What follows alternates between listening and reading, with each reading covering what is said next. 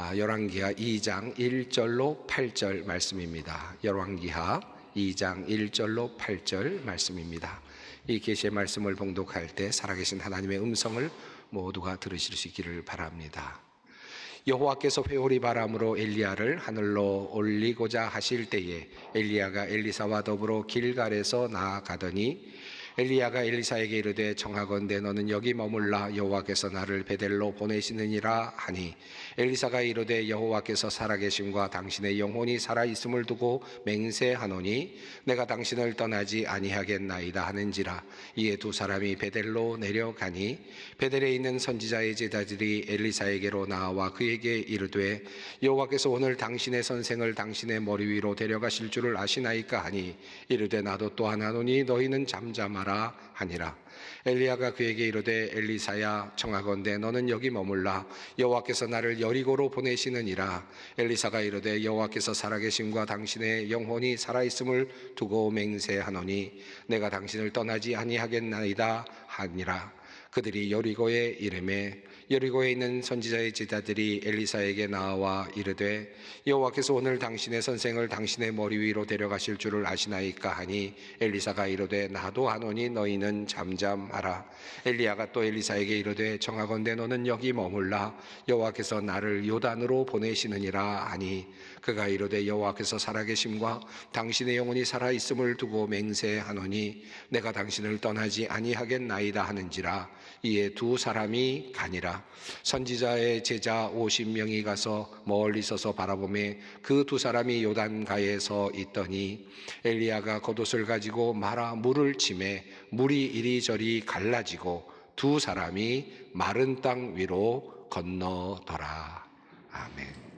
식당에서 어떤 사람이 생선 요리를 시켰습니다. 생선 요리가 너무나도 맛이 있었습니다. 아주 신선하고 맛이 좋았습니다.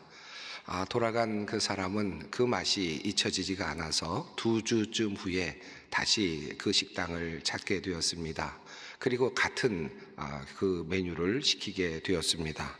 그런데 그날은 신선도도 많이 떨어졌고 그리고 생선의 맛이 좋지 않았습니다.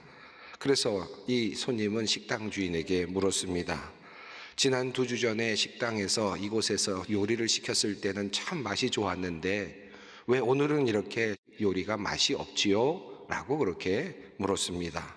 그러자 식당 주인은 도저히 그럴 리가 없다는 듯이 강하게 이야기를 하며 이렇게 말을 합니다. 그럴 리가 있나요? 오늘 드신 생선은 바로 같은 2주 전에 들어온 생선인데요. 라고 그렇게 이야기를 합니다. 지금부터 한 50년 전쯤이에요. 그러니까 제가 초등학교 때 어느 신문 귀퉁이에 실렸던 만화에 나온 내용입니다. 아마 제가 그 내용을 보면서 굉장히 마음에 감동이 되었던 것 같습니다. 이 내용을 이 만화를 오려서 한동안 제 책 속에 두고 보았던 그런 기억이 있는 이야기입니다. 같은 날 사온 생선이라고 하더라도 그 다음에 언제나 똑같은 신선도가 유지될 것이다 라고 생각하고 있는 주인의 생각이 우습기만 합니다. 생선이 그렇듯이 이 세상에는 그대로 두어서는 안 되는 것들이 있죠. 금방 썩어버리고 때로는 금방 또 변질되어 버리는 것들이 상당히 많이 있습니다. 우리의 신앙도 그와 같습니다.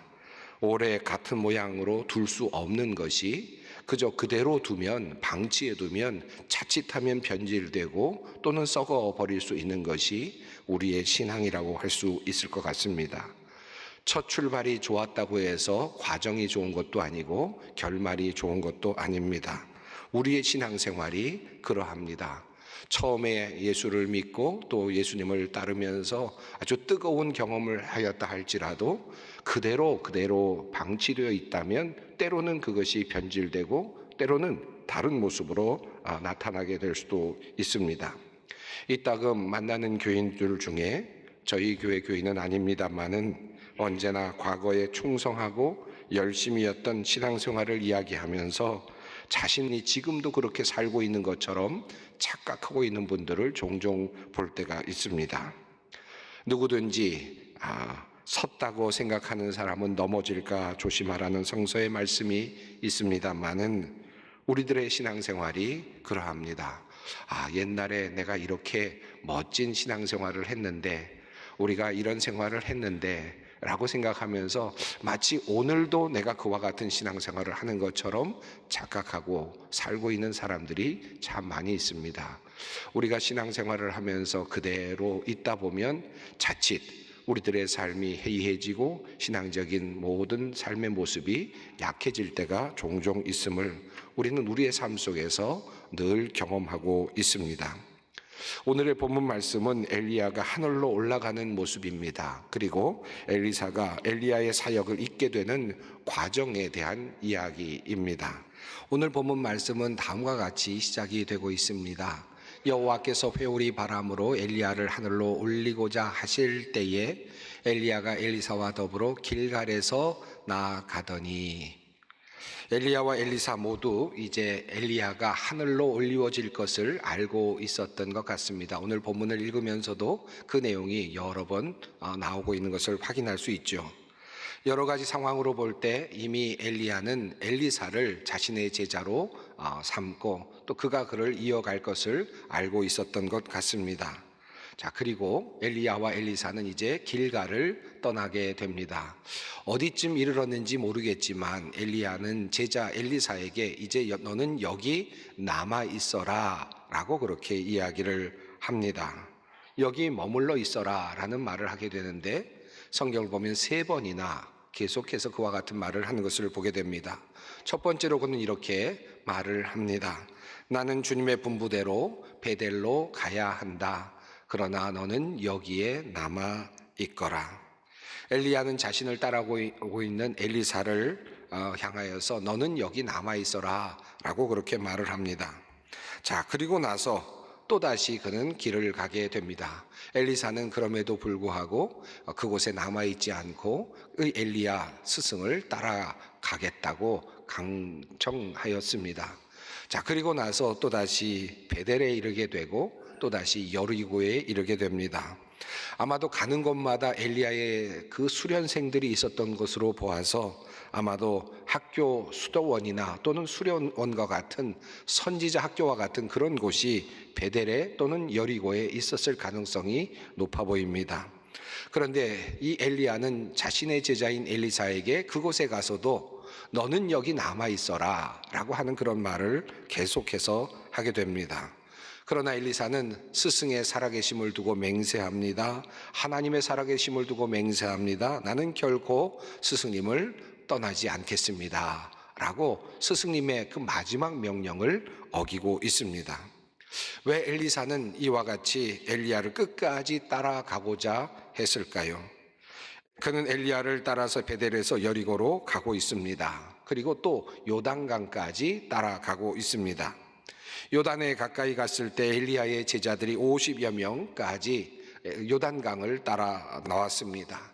그리고 엘리야가 겉옷을 벗어서 말아서 그 강물을 쳤을 때 요단강이 말랐다라고 성경은 증언합니다.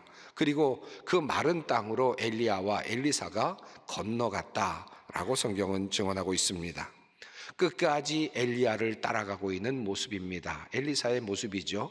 그러나 요단강가에서 50여 명의 그 수련생들은 그 자리에 머물러 서 있었습니다. 혹시라도 엘리야를 따라가다가 함께 하늘로 올려질까 하는 생각이 있었을지도 모르겠지만 50여 명의 제자들은 요단강가에서 엘리야를 환송하게 되었습니다. 그러나 엘리사는 끝까지 그가 하늘로 올려질 것을 알면서도 끝까지 엘리야를 따라갑니다. 그러자 마침내 스승인 엘리야는 엘리사에게, 제자에게 이렇게 묻습니다. 내가 너에게 무엇을 해주기를 원하느냐? 어떻게 해주기를 원하느냐? 라고 그렇게 묻죠.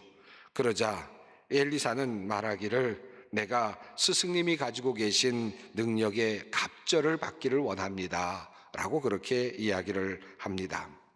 드디어 엘리사가 엘리야를 쫓아 나선 그 목적이 드러나는 순간이었습니다. 그가 끝까지 엘리야를 따라 나섰던 그 이유가 드러나는 바로 그 장면이었습니다. 그는 스승 엘리야보다 보다 많은 능력을 하나님께로부터 받기를 원했습니다. 자, 그러자 엘리야가 그때 이렇게 말을 합니다. 너는 참으로 어려운 것을 요구하는구나. 주님께서 나를 너에게 데려가시는 것을 내가 보면 내 소원이 이루어지겠지만 그렇지 않으면 그것이 이루어지지 않을 것이다. 이렇게 말을 하는 겁니다.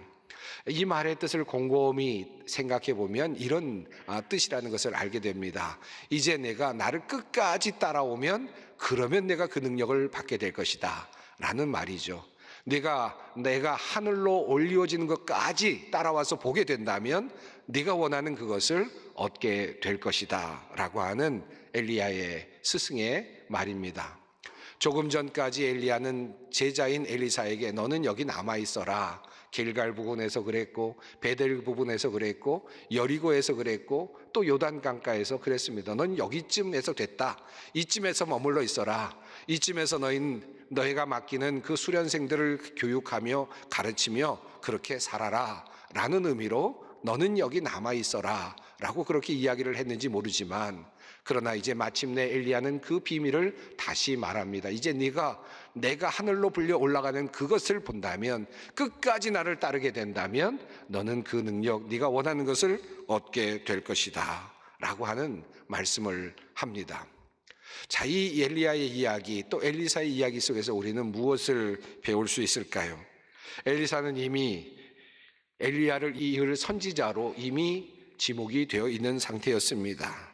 그런데 그에게는 스승인 엘리야처럼 엘리야보다 더 큰 능력을 사모하는 마음이 있었습니다. 거룩한 열망이라고 그렇게 표현해 보고 싶습니다. 더 많은 능력을 가지고 싶다. 하나님의 능력을 받은 자로 살고 싶다라고 하는 그런 소원이 그에게 있었습니다. 지난 주일에 견디는 능력에 대해서 말씀을 드렸습니다. 우리가 어려움 속에 있을 때, 어려운 길을 갈 때 견뎌내는 능력이 우리에게 꼭 필요하다. 신앙적으로도 그렇고 삶의 현장 속에서 우리가 견뎌내는 능력이 꼭 필요하다라는 말씀을 드렸습니다. 그런데 오늘은 한 걸음 더 나아가서 어려움의 현장이 아니더라도 우리들의 일상의 삶 속에서 우리는 거룩한 열망이 필요하다라는 말씀을 드리고자 합니다. 우리가 신앙생활을 해나가면서 종종 잊을 수 있는 그러한 열망이라고 하는 것이 있습니다. 그죠? 이대로 신앙생활하면 되겠지. 이 정도 그대로 매일같이 똑같은 신앙생활하면 되겠지. 그러면 그저 나의 신앙은 잘 유지가 되는 것이겠지 라고 생각이 들지는 모르지만 그러나 자칫하면 우리는 그대로 있다가 도리어 변질되는 우리의 신앙의 모습을 볼 때가 참 많이 있습니다. 더 큰 은혜를 사모하자. 더 큰 은혜를 사모하는 열망을 갖자. 하나님께서 나에게 더 큰 은혜를 내려주시기를 원하는 그와 같은 소원을 가지고 살아보자 라는 말씀을 드리려는 것입니다. 오늘 우리는 세례식을 거행하고 있습니다. 세례식 때마다 늘 말씀을 드리는 것입니다마는 세례식은 신앙생활에 있어서 마지막 단계가 아니라 도리어 시작이라 할 수 있습니다. 물론 세례를 받을 때까지 아마 여러분은 많은 고통과 고민이 있었을 것입니다. 예수는 과연 누구일까? 나는 과연 누구일까? 나는 어디로 가고 있는가? 왜 나는 세례를 받아야 되는가? 세례를 받는다면 나는 무엇이 달라지는가?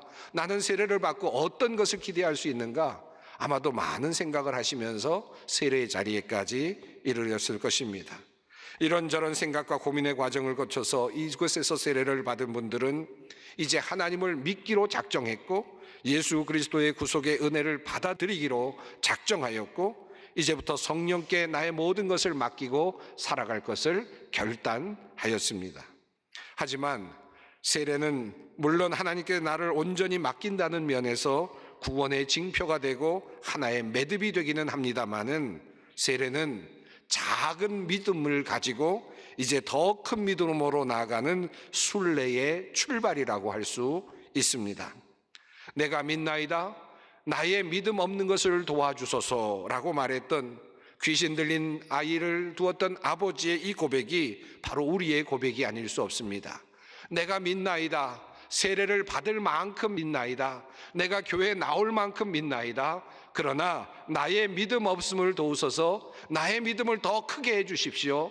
나의 믿음을 더 강하게 해 주십시오. 이것이 교회에 나오는 우리 모두의 소원이고 우리 모두의 기도라 할 수 있겠습니다. 그러므로 오늘 세례를 받는 모든 분들은 이제 하나님의 은혜를 향한 거룩한 열망을 품어야 하겠습니다. 아, 내가 구원받았으니까 되었다라고 안심하는 데서 넘어서서 이제는 하나님을 기쁘시게 하는 삶이 무엇일까? 하나님께 은혜를 받고 살아가는 그 삶의 기쁨이 어떤 것일까? 이것을 생각하고 추구하며 나아갈 필요가 있겠습니다. 엘리야의 갑절의 능력을 엘리사가 사모했던 것처럼 하나님의 은혜를 더 깊이 사모하며 나아가는 순례의 길이 필요하다 할 수 있겠습니다. 우리 소망교회도 그러합니다. 이제 창립 46주년을 맞이하고 있습니다. 중년의 시기를 거쳐가며 더 안주하고 싶은 욕망이 들기도 하는 때입니다. 그러나 우리 교회 역시 여기서 그냥 머물러 있어서는 안 되겠습니다.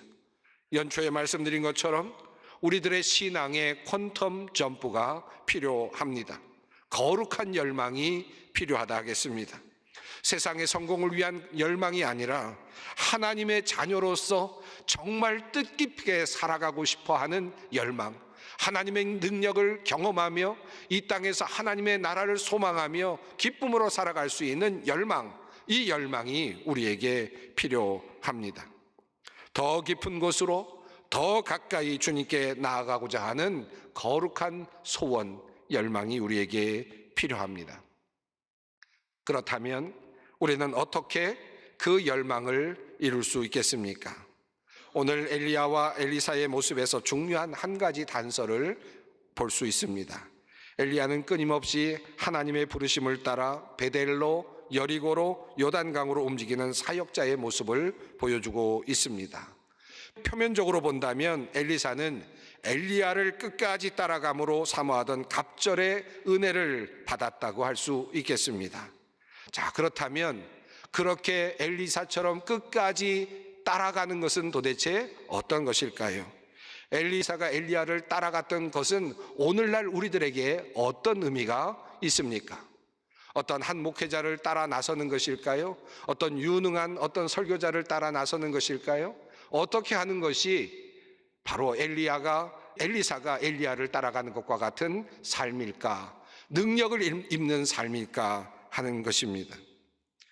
종종 달을 가리키는 손에 대한 이야기를 하곤 합니다. 달을 보라고 손으로 가리키는데 도리어 달을 보지 아니하고 손을 보는 경우들을 종종 이야기하지요. 엘리야의 이야기도 그렇습니다. 우리는 이 이야기를 읽어가면서 엘리사가 엘리야를 끝까지 따라갔다라고 하는 것을 중심으로 살펴봅니다.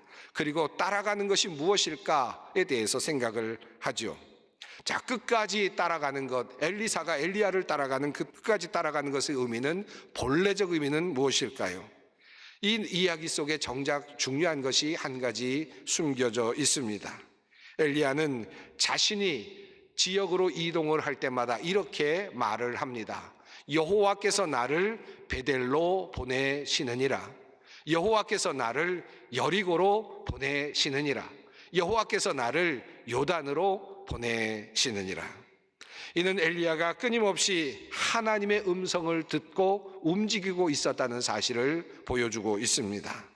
움직이는 이동의 동선이 중요한 것이 아니라 베델에서 여리고로, 여리고에서 요단으로 가는 이동의 흐름이 중요한 것이 아니라 그가 지금 왜 움직이고 있었는지를 아는 것이 중요하다는 것입니다.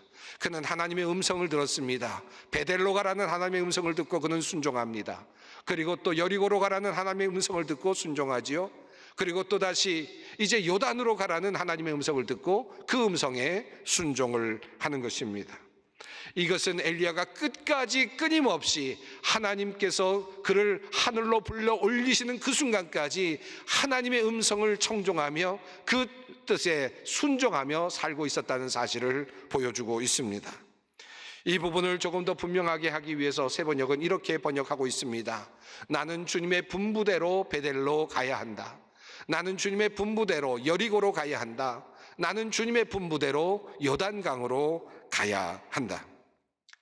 사랑하는 성도 여러분, 오늘 본문이 우리에게 알려주고 있는 중요한 비결, 하나님의 능력을 받는 비결은 어디에 있습니까? 지금 엘리야는 엘리사에게 이렇게 말합니다. 네가 나를 끝까지 따라와서 내가 하늘로 올라가는 것을 보게 된다면 너에게 그 축복이 있을 것이다 라고 말을 합니다.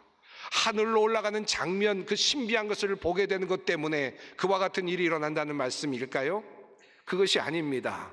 그가 지금 엘리야가 선생으로서 하나님의 음성을 듣고 따라가는 그 마지막 순간까지, 하나님의 말씀을 따라서 순종하며 전진해 나가는 그 마지막 자리까지 그가 그것을 따라가서 보는 것, 그것을 경험하는 것, 그 자리에 하나님의 능력이 있다라는 말씀을 하고 있는 것입니다.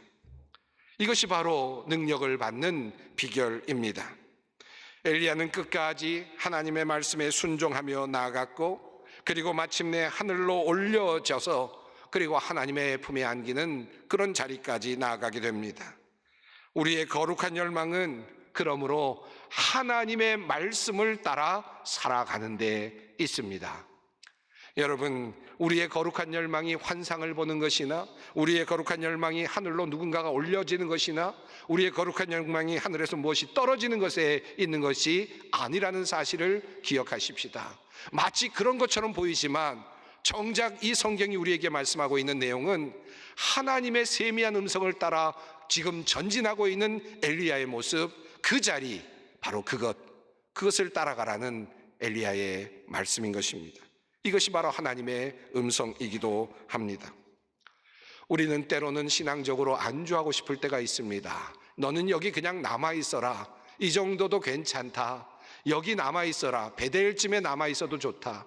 여리고쯤에 남아있어도 좋다. 요단강 그 마른 땅으로 건너가는 모습 바라보는 그 정도도 괜찮다. 그 정도도 괜찮으니 거기 남아있어라. 물론 인간들에게 그저 충분한 그런 휴식처일 수도 있고, 어쩌면 엘리사에게도 충분한 휴식처였을지도 모르겠습니다. 그러나 엘리사는 그것에 만족하지 않았습니다. 도리어 엘리야와 더불어서 미지의 세계로 나아갔습니다. 하나님께서 그에게 무슨 말씀을 하셨는가? 하나님께서 그를 어디까지 이끄시는가? 그는 따라가며 마지막까지 확인하기를 원했습니다. 그리고 그는 그의 이어지는 삶을 통해서 그 삶을 또다시 살아갈 수 있게 되었습니다. 사랑하는 성도 여러분, 우리가 하나님의 능력을 받는 열망을 갖는 것은 어떤 의미겠습니까? 어떤 방식으로 이것이 이루어진다고 믿으십니까?